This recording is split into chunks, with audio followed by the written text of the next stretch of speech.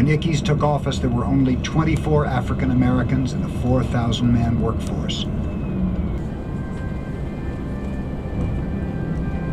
The men of 6 companies went on to become some of the richest contractors in the world. And Frank Crowe took home a $350,000 bonus for the job. He would build 4 more dams, but Hoover Dam, the name officially given it by Congress in 1947, stands as his crowning achievement.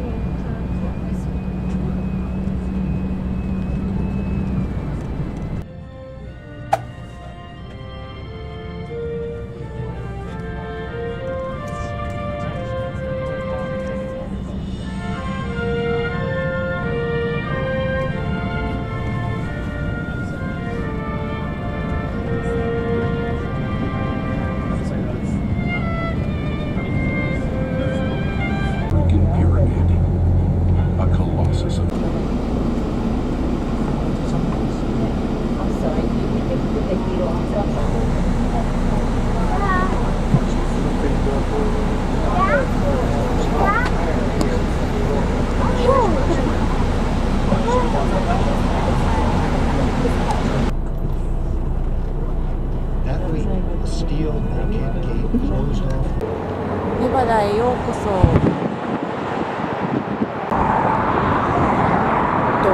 フーバーダムは1931年から1936年5年間で作られて、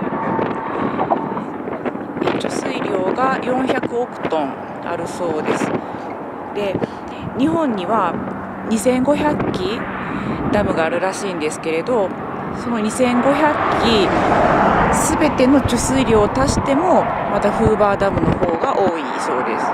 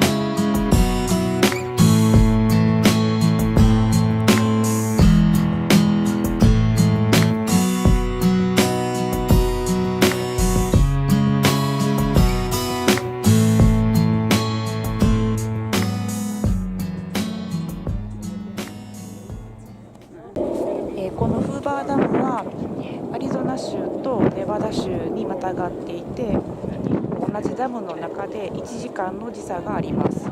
で、今アリゾナ時間は3時25分。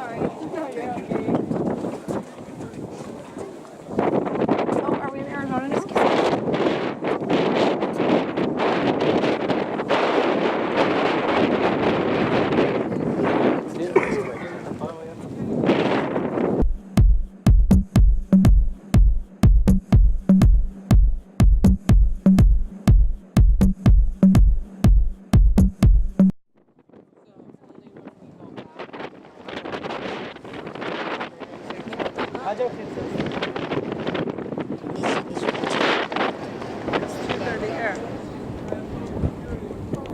の橋は日本の大林組が建てたそうです。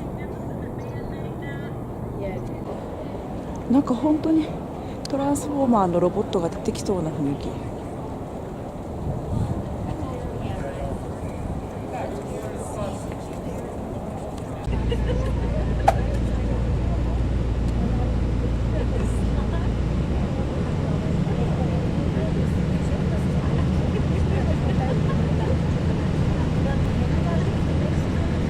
We'll take a shortcut.